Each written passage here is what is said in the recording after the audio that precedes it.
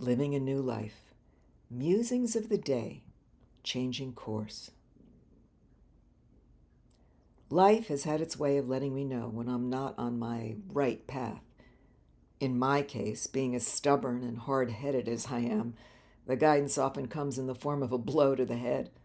Sometimes literal, but fortunately most often not. I don't always heed the call when it comes or hear the soft whispers giving me clues.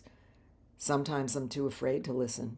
Other times I'm too busy running in circles to notice when something's trying to get my attention until it whips me around in a fury and throws me to the ground, requiring absolute surrender. What is the right path, and how do we know we're on it or off it for that matter? I've been told that when we're following on our given path, the one that's actually ours to walk, things flow. There is a peace and an ease to living. If that isn't happening, then we're not on our path. We've strayed and need to find our way back. But what if we have no idea where to look or what that path might be? What if all of our lives we've been living as if we were walking on our path, believing that where we were heading was where we were destined to go?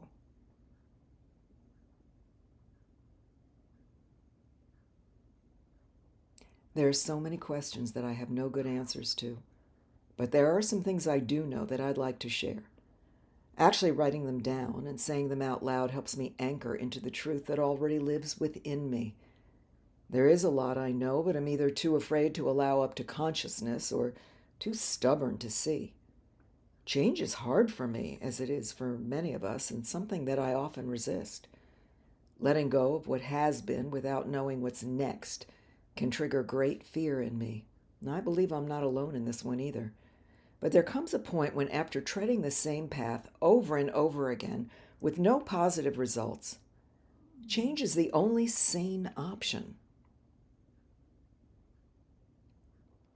How do we tune into what we already know to make those changes, especially when we feel clouded and lost? What's in the way of hearing those soft whispers that gently guide us back to our path? I say it's fear. Fear can block just about everything. Without it, our ears, our eyes, and our hearts are open to whatever is being offered to us. Changing course in the absence of fear can be exciting and invigorating. It can uplift our spirits and give us hope.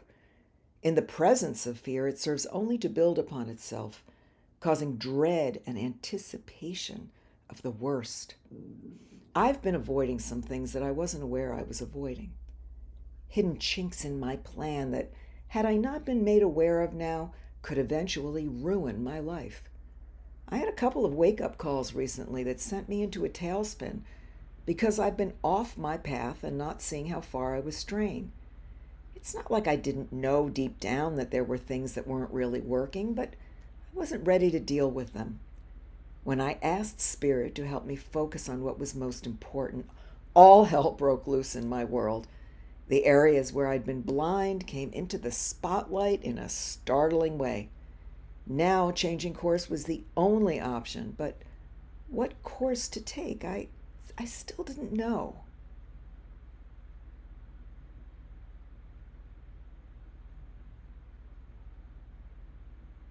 Imagine we're trekking through the woods, following the path under our feet, and fail to see that the path is leading us away from our intended destination.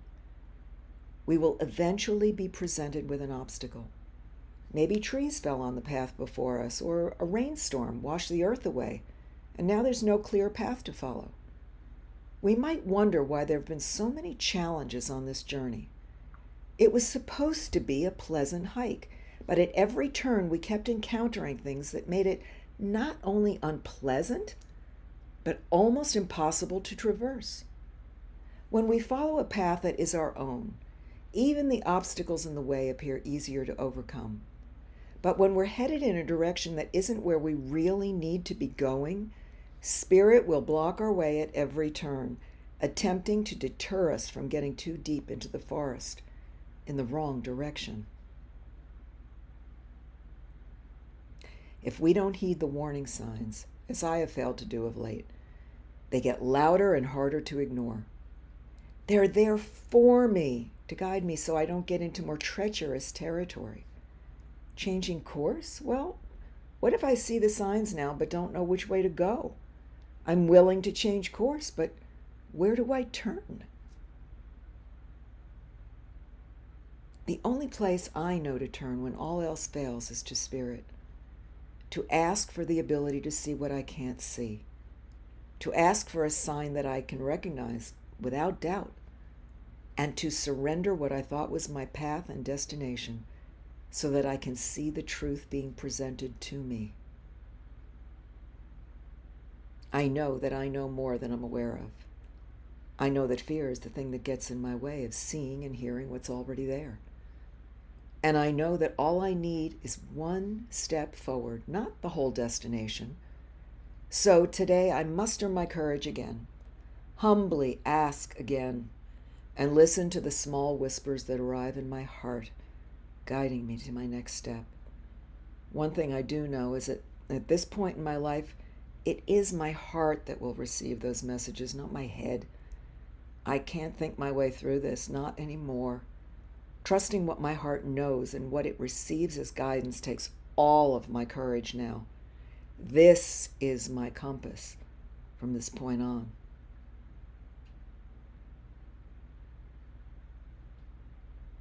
If there's one lesson learned from this particular wake-up call, it's to set my conscious mind aside. Give it a rest. Let it serve my heart as its guiding beacon and work only to that end. My mind is too limited, too jaded by the past to guide my way. It will only lead me in circles, winding me up back where I've been before. My heart knows no bounds, only love. And love is the path to follow to wherever it is I'm destined to go.